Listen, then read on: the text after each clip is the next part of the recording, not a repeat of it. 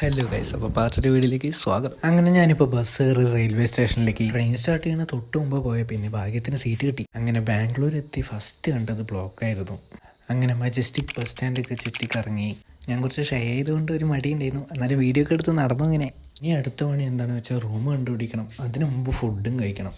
അങ്ങനെ ഇപ്പോൾ ഫുഡ് കഴിച്ചു, ഇനിയിപ്പോൾ റൂമിലേക്ക് നടന്നുകൊണ്ടിരിക്കുക. ഭാഗ്യത്തിന് റൂം കിട്ടി. പിന്നെ നല്ല തലവേന, ഞാനൊന്ന് കിടക്കട്ടെ. പിന്നെ പിറ്റേ ദിവസം രാവിലെ കഴിച്ചത് ഈ സാമ്പാറിലൊരു ഇഡ്ഡലിയും വടയൊക്കെ ഇട്ടിട്ട് ഒരു സംഭവമായിരുന്നു, മധുരം ഉണ്ടായിട്ട്. എല്ലാവർക്കും അങ്ങനെ ഇഷ്ടപ്പെടുകയൊന്നുമില്ല. പിന്നെ സൂ ഒന്ന് കാണാനായിരുന്നു പ്ലാൻ. പിന്നെ മെട്രോയിൽ വന്ന ടിക്കറ്റ് എടുത്തു. ഒടുക്കത്തെ തിരക്കായിരുന്നു. ലാസ്റ്റ് എത്തിയപ്പോൾ ഇതാണ് അവസ്ഥ. പിന്നെ അവസാനം സൂ എത്തി. പിന്നെ ടിക്കറ്റ് എടുക്കാൻ നിൽക്കുകയായിരുന്നു. ആദ്യം കണ്ട ആൾ ദിവനെയായിരുന്നു. അങ്ങോട്ടും ഇങ്ങോട്ടും തേരാപ്പാര നടക്കണ്ടായിരുന്നു.